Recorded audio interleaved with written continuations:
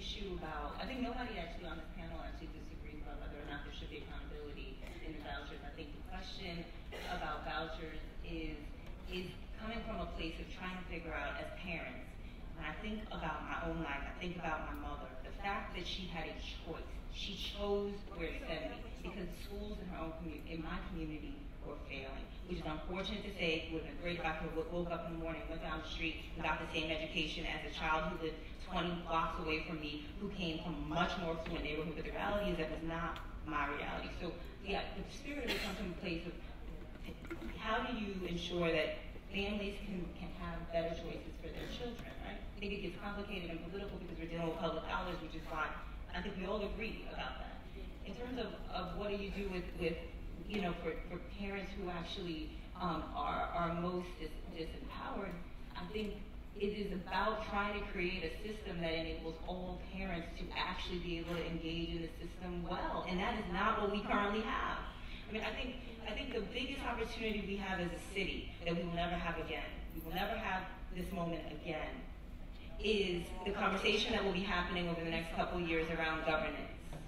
Now and going forward. The reason it's such an important conversation is because this is part of what the conversation is about, is how do you create a system that actually does what we all believe should happen. It serves all children, it enables parents to actually have a voice and access the system well, it engages community at the right level. These are all very important issues around governance. So what I would suggest is figuring out ways that as we move forward into that conversation, we get engaged in that, because that is ultimate. And you know what, no other city in the country is in a position to even ask the question that we, unfortunately, because of unfortunate circumstances, find ourselves in. But this is the question. It's like, what is the future of governance in this city? We have to ask it and answer it. How do you affect a governance where all parties have equal access? Yeah, I mean, you know, I think that I wish I could tell you I have this answer. I don't have the answer because it is such a complicated issue. What I can tell you is, if you look at school boards across the country that are serving high poverty, high need children, historically they have failed. That is not just New Orleans, that is Miami, that is the Bronx, that is Los Angeles. You name the city. If it is a school board, they are not serving all children well. So what we have to do is say, what then is the next step? What do we do in a world where we can ask and answer the question? It's not going to be what we had before. Arguably, it's not what we have right now. What does it need to be? And what we really need is solutions, right? We need new ideas, solutions to say, what could it be? Because I think ultimately, all the flaws in the system that currently exist, which are real, right? Many of the concerns we've talked about today are actual real concerns. The issue is we have to channel that into productive solutions in order to maximize this next, I think, year where we have the chance to really create something different for children. You keep saying we, but how are you as a member of the Bessie Board going to move in the direction of... Absolutely. I mean, I can tell you as an elected official, what I feel responsible for is making sure that constituents in this district feel that they have a voice in this conversation moving forward, and that is what I'm absolutely committed to.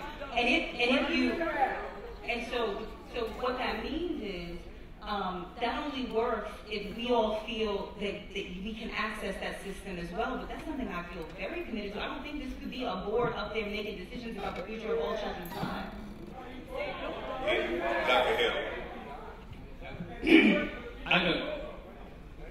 I don't think that it's a privilege or an opportunity for us to decide whether or not we should democratically govern ourselves. The reason that all of the other school boards don't have this problem is they have democracy.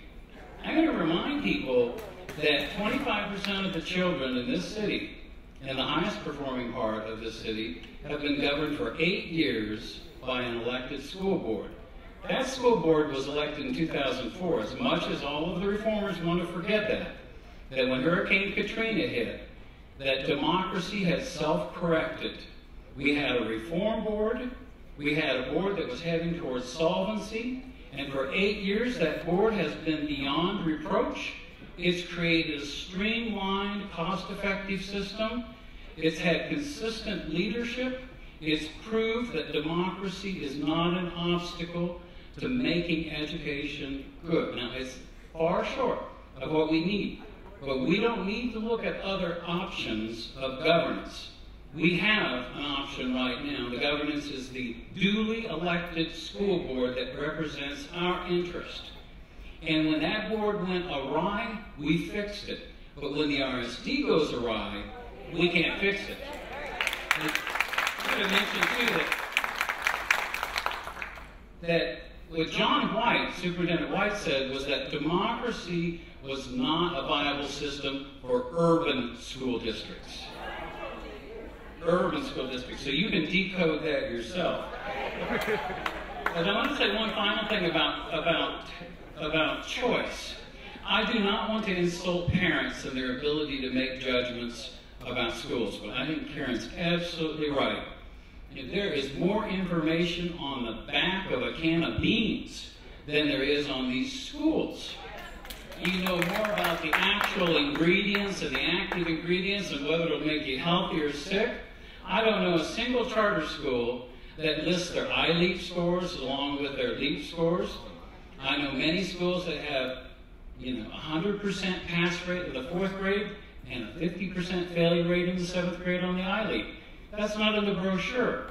You can't make informed decisions unless the Bessie Board demands the transparency and full disclosure from not only from these charters, but also from the private schools. And the final point here is that let's stop pretending that choice and parent choice is the ultimate criteria for how we create an education system. Parents said, we're not trying to create some good schools. We're not trying to help one person. I could have taken my son out of Harriet Tubman and put him in a private school. That was not a solution. It wasn't a solution to the school system. It wasn't a solution for the friends he grew up with. The state mandates that children attend school under punishment of barbarous penalty. So the state doesn't, in terms of law, have a lot of confidence in the judgment of all parents.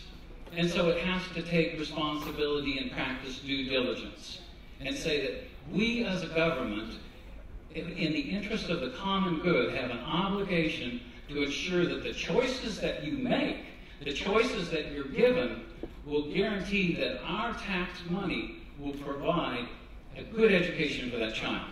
No parent has a right to inflict a poor education on their child at the taxpayer's expense. If they do that, at least they ought to have full knowledge that they're sending their child to a school where all the other kids who took vouchers were at an 80% failure rate. It's a question of due diligence, and Bessie's going to have to step up and do something about it. We saw the Bessie board meeting was today. I've said too close to Kara to get personal on this, but I don't think John White had a very hard time. I think everything went right through, and then the article right next to it was 200 teachers being laid off. 200 teachers laid off last year, 200 teachers laid off the next year. We know who will replace them. That's something that should be debated on the Bessie board, debated at the